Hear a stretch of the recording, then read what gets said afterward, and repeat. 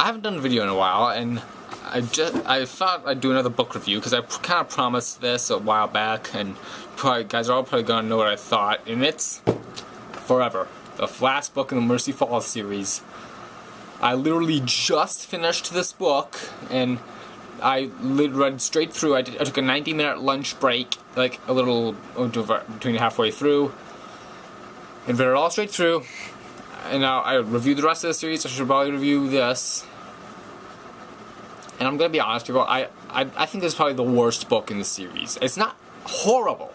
It's not like the worst book I've ever read. A certain other series has that honor, but I didn't think, contrary to popular belief, I don't think it was the best conclusion to this trilogy.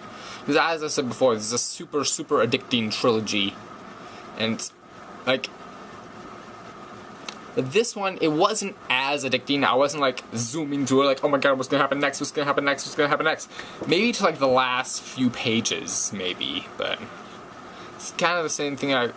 But even with Linger, which a book that got nothing done till the end, I was even zooming through it and I was like, what's gonna happen next? Because I invested. These are characters I invest in a lot. And I really love this story. I think it's really cool, really unique, and intense, and very gripping. And I just thought that this one... What's the word I'm looking for? It didn't have enough to satisfy me. Like, I'll give you a prime example. I've seen a book where a character who we've known and loved since the first book, this character dies. Oh, I got a text message.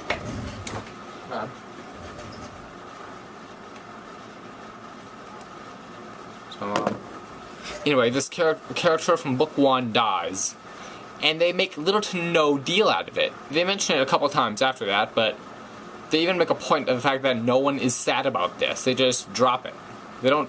It's a plot point of this death of this character, but no one is really like. There's no scene where everyone's like, "Oh, I'm so sad. So and so's dead." And here's the problem: when the main character doesn't care if someone's dead, you don't care. And this is like one of my favorite characters in the whole series that got killed off. And I said to myself, why is this so empty? Because I don't see much of a reason to just say, oh, main character, we're gonna kill this person off and we're not gonna make a big deal out of it. Why would you do that? If that's the word to describe this book. It's a little empty, especially at the end. I'm gonna be super vague about this to avoid spoilers, but everyone's gonna be talking about the end of this book, and it didn't have enough. It was so empty. I know it's supposed to be probably supposed to be like open-ended, just supposed to fill in the blanks, but there were too many blanks to fill in. I mean, it's like, and it's not like Inception where, say, like, there is you can fill in the blanks, but if had it not had that cliffhanger, it would have been totally complete. Like, had that last shot not happened, like, you would have felt complete at the end of the movie. This does not happen here. Like, when it ends, you're like, is that it? Come on. Maybe that's a good thing, but... Hold on, that sneeze coming. Oh no, never mind. It's one of those cases when you think the sneeze is coming and it doesn't come. And it's just, the problem I had with this, that at the end, like with all the Mercy Falls books, a lot got done, with the possible exception of Linger. Like, Forever. No, not Forever, Shiver. This is Forever. Jack dies, and Sam is cured, and Olivia's a werewolf. That was a very intense climax, and it got a lot done. Same with Linger. Very intense climax, Grace turned into a werewolf, and a lot got done. Here, it's like, what have we done?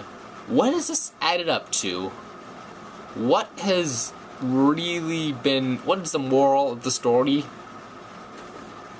I couldn't find it. It was a very empty conclusion. And I really want another book. I rarely say this, because normally with addicting trilogies like this one, I kind of want it to be over with so I can get on with my life. Like same with Gina Showalter's Intertwined series. Like they're making another book after this new one that's coming out this fall. And I'm saying to myself, no, I want it to be over because I don't want it to dominate my life. Here I actually want another one to tie up everything. There are too many loose ends at the end of this book. And nothing really felt resolved. There was no big I think the only thing that really felt that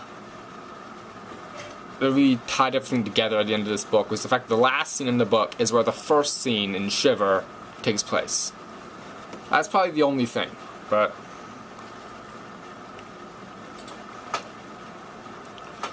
it felt like a little too easy.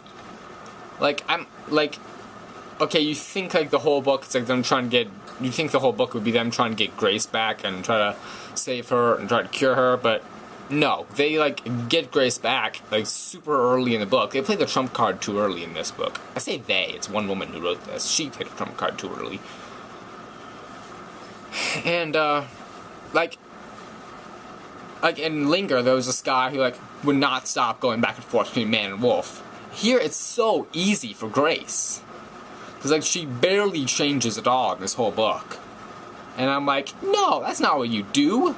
That was the whole conflict of all the other books, that they could change at any second. Grace is just zooms through it. I don't know, maybe I need time to reflect on this. Maybe this was a great book. Maybe this, I'm sure fans will eat it up. But I'm a fan and I thought this was empty. It's not a bad book. You should probably read it. But it's just you probably won't get the most satisfying conclusion out of it. And I was gonna make a playlist for this song like I did with the others, but the others will play the suck. I just took songs from the Invisible soundtrack, which I just listened to, and mixed and matched. There's really only one song I think would fit this book. That's Hallelujah by Paramore. Mainly because it has a line, "Let's make this last forever." So check out that song, and feel free to leave your own playlist or anything, but Frenzy 27 is out.